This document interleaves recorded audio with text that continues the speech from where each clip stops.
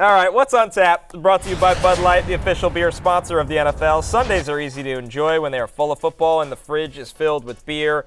Or if you're starting any of these guys in fantasy formats this weekend, Matthew, your top-ranked players for this round of the playoffs. Okay, so here's what I did. These rankings obviously available on NBCSports.com, rotoworld.com. They're free. Most people are entering some form of a playoff pool where you either draft players, you can pick a lineup, and so these rankings are based very simply like this.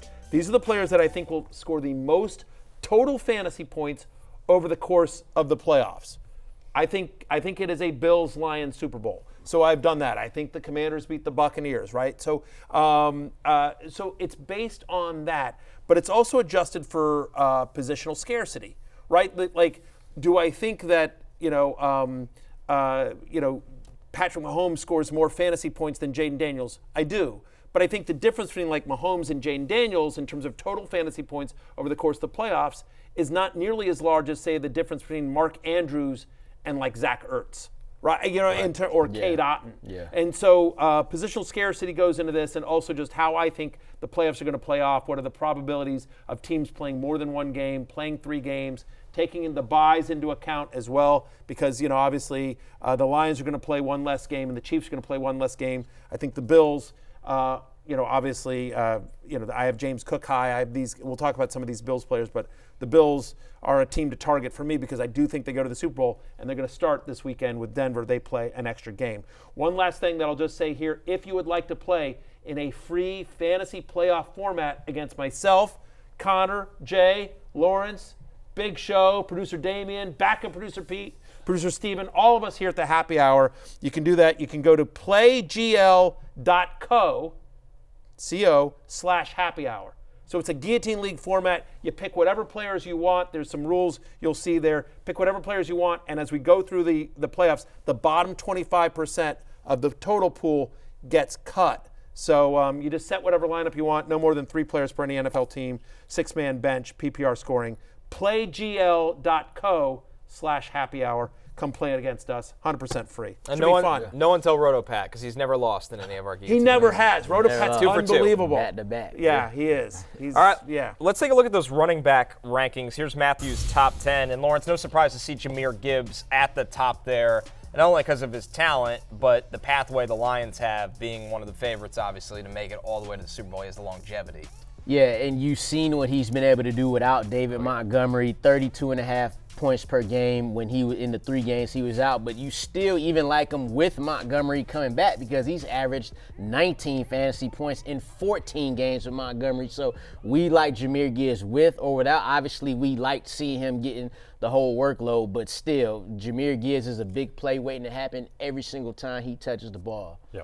I'm stunned that James Cook is only set at 59.5 rushing yards in the market, by the way. As your RB4, I think he's going to outperform that. I mean, they're 8.5-point favorites, and they should, in theory, be in a run script. He's 5th among running backs in points per touch. He's scored in 12 of his 16 games so far this season. And again, gets cold. Teams tend to run more in the playoffs. Like, I do think these are cliches, but cliches are cliches for a reason because they're often true, which is you play good defense. You want to run the ball, especially in the cold weather, especially when you're in the playoffs, especially in your home. You get a little bit more conservative on offense. You try to limit the turnovers. And so I do think James Cook gets a heavy workload as a home favorite. And like I said, I think the Bills are in the Super Bowl. All right, let's take a look at the wide receivers. Here's the top 10, and also sticking with the theme of the Lions here, Matthew.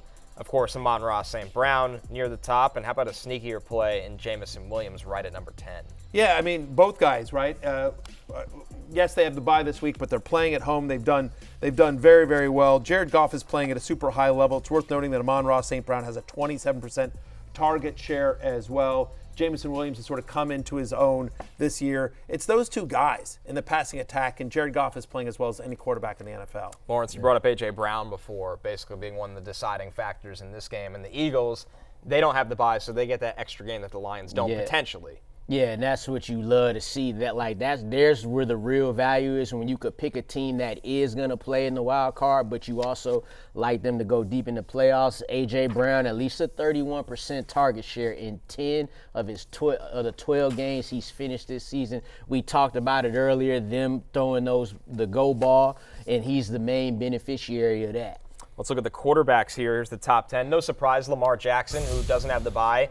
He's number 1 there, Jay. Josh Allen, number 2, who also doesn't have the bye, but just what these two guys can do on any spot with their legs and with their arm makes them 1 and 2 easily. Yeah, we've already seen Lamar Jackson light up the Steelers a few weeks ago. It would be a little concerned there might be some variance, some downside with Lamar, just given that no Zay Flowers, like he's going up against a good defense and his best wide receiver is Rashad Bateman, but it's still Lamar Jackson. You expect that he's going to put on a show as he always does. He's had at least 20 fantasy points in 14 of 17 games this year. Seems good. One of the knocks against Lamar Jackson previously to this season was like he'd have these really high games and then he would like just fantasy-wise disappear because they'd be run heavy, the defense would play well, but just the consistency of his fantasy value this year has been nothing short of phenomenal. You expect that to continue in the playoffs, where I think the Ravens have a very real chance to be playing for the AFC title. And one quick thing on Lamar, producer Damien let me know this before the show that Lamar scored the most fantasy points of any quarterback ever in a full season. He broke Patrick Mahomes' record from 2022. And that speaks to the consistency of those 20-point games. Let's close things out with the tight ends here. Sam LaPorta at number 2 goes back to our theme of longevity. Mark Andrews at number 1 there, Matthew.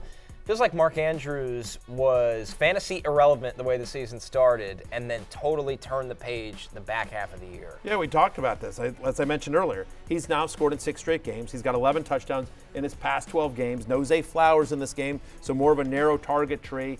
And when you're in the playoffs, what do? You're looking for your veterans. Mark Andrews is a guy that's always sort of where Lamar Jackson needs him to be as well. LaPorta's pretty interesting as well. Averaged 15 points over his final 6 games, 15 per game, which I think was very quiet.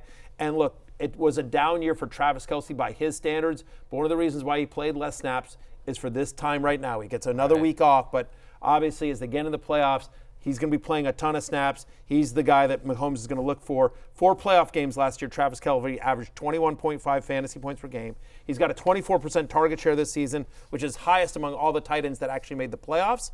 So as we get into the playoffs, expect to see a lot of 87, and then a lot of shots to the stadium suites where Taylor will be cheering him on. So that's what I expect to see a lot of in the playoffs. Sunday night, it's a wild card matchup in the Bay, and only one team will be left standing. Jaden Daniels leads the Commanders against Baker Mayfield and the Buccaneers. Let's it's go. Wild Card Weekend powered by Verizon. Sunday, 7:30 Eastern on NBC and Peacock. We're taking our last break. When we're back, of course, we're closing things out with last call. We got our favorite player props for Wild Card Hail Weekend. the Commanders, hail victory. I promise to wear the green T-shirt under the Jaden Daniels jersey if they win on Monday.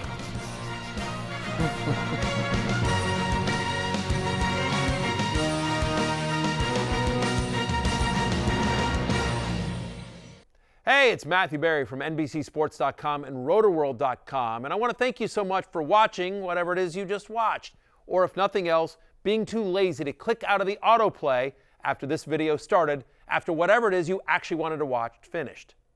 But now that you're here, I'd like to take a moment here to ask you respectfully now, okay? I'm asking you respectfully to subscribe to the NFL on NBC YouTube channel. You'll get the latest Roto-World fantasy news headlines, all sorts of great shows, including my own Fantasy Football Happy Hour. So go subscribe now. Again, I'm asking respectfully.